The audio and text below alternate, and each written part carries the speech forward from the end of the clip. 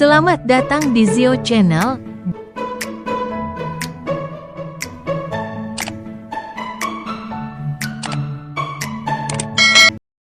Dia memutuskan untuk pindah ke dekat kantor barunya.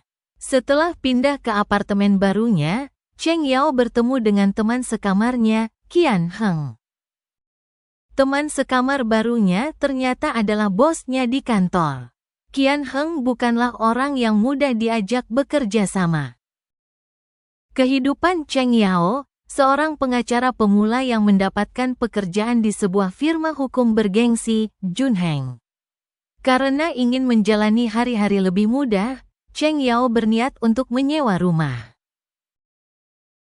Tak lama kemudian, kehidupan profesional Cheng Yao mulai menghadapi kesulitan. Namun Cheng Yao tidak siap untuk mundur dan bertekad untuk membuktikan kemampuannya. Kehidupan Cheng Yao, seorang pengacara pemula yang mendapatkan pekerjaan di sebuah firma hukum bergengsi, Junheng. Karena ingin menjalani hari-hari lebih mudah, Cheng Yao berniat untuk menyewa rumah. Datanglah seorang perempuan yang bekerja sebagai pengacara junior bernama Cheng Yao. Ia merupakan sosok pekerja keras dan berdedikasi tinggi. Oleh karena itu, saat mendapatkan pekerjaan di sebuah firma hukum bergengsi, Cheng Yao pun memutuskan menyewa apartemen yang lebih dekat dengan kantor barunya. Semuanya tampak berjalan dengan lancar sampai suatu ketika Cheng Yao tahu bahwa tuan tanah telah menyewakan rumah itu untuk 2 orang. Dengan berbagai persyaratan, akhirnya Cheng Yao setuju. Dengan persyaratan bahwa biaya sewa akan dibagi. Cheng Yao sangat tidak cocok dengan teman serumah barunya, tetapi dia tetap berusaha untuk optimis menjalani hidupnya. Semua berjalan dengan baik sampai Cheng Yao mengetahui bahwa teman serumah yang nampak tidak berdaya ini adalah Qian Heng, bos di tempatnya bekerja. Qian Heng yang mengira Cheng Yao masuk ke perusahaannya berkat orang dalam, berencana mengeluarkannya sengaja memasukkan Cheng Yao ke dalam timnya memberikan tugas pelatihan yang menyiksa. Namun sebaliknya, Cheng Yao justru semakin giat bekerja dan tanpa disadari mengubah cara pandang Qian Heng. Ternyata diterimanya Cheng Yao di firma hukum tersebut dikarenakan koneksi. Mengetahui hal tersebut, Qian Heng ingin membuat Cheng Yao tak betah di sana. Wanita cantik ini pun tak menyadari maksud dan tujuan dari sang bos, ia malah terus berusaha agar sang bos mengakui kemampuannya. Sampai satu ketika, Cheng Yao mendapatkan klien seorang artis hingga memfitnah dirinya. Qian Heng tak tinggal diam, ia pun langsung melancarkan bantuan yang tak disadari oleh Cheng Yao. Mulailah rasa peduli ini timbul hingga tanpa disadari Qian Heng sangat membutuhkan kehadiran Cheng Yao di dalam hidupnya. Junheng selama ini terkenal reputasi yang sangat baik, orientasinya adalah uang, uang, dan uang.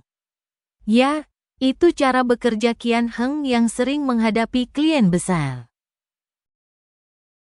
Sedangkan Wu Jun dia bertugas dan bertanggung jawab terhadap hal-hal sosial. Pasalnya, tak jarang Qian Heng bikin keributan. Kalau dia bikin masalah ya Wu Jun lah yang negosiasi ke sana-sini. Kepimpinan Asosiasi Pengacara di Jiangcheng. Ketika Qian Heng membuat kerugian, dengan mudahnya berkata, "Berapa kerugianmu? Aku ganti semua. Uang bukanlah masalah besar buat bos Qian." Firma hukum Junheng banyak mendapatkan penghargaan, tapi ada satu penghargaan yang belum pernah dia dapat, Golden Scale Award. Firma hukum saingannya yang dipimpin Deng Ming sudah dapat. Ciri khas karyawan Junheng adalah lingkaran mata hitam. Sudah pasti, karena sering bekerja lembur, tapi bonus mengalir terus kok. Urusan uang, Wu Jun bukan orang pelit, Qian Heng juga enggak pelit soal gaji dan bonus-bonus untuk karyawannya.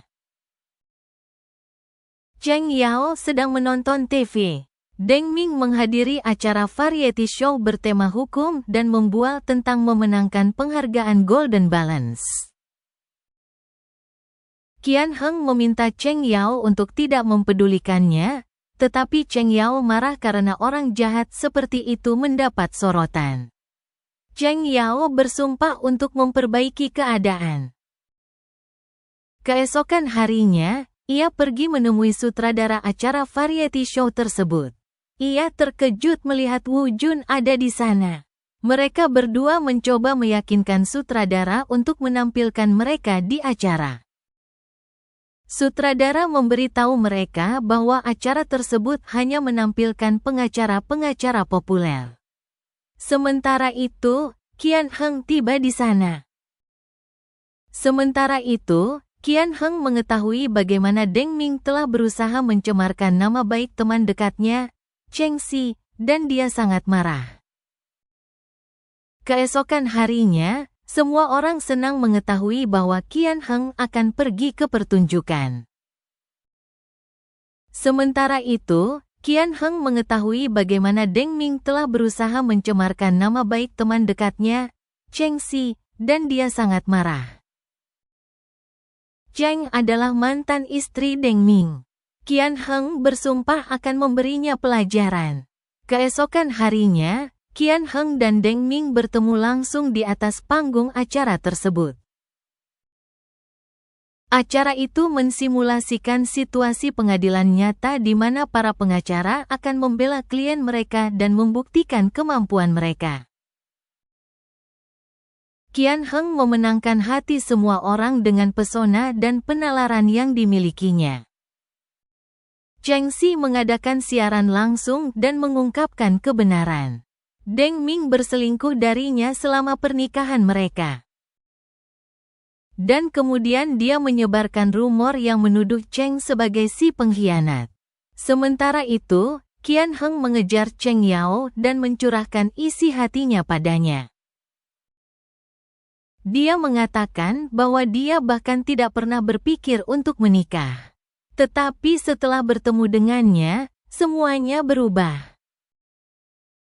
Qian memintanya untuk menjadi pasangannya dan menghabiskan sisa hidupnya bersamanya. Keduanya berbagi ciuman penuh gairah.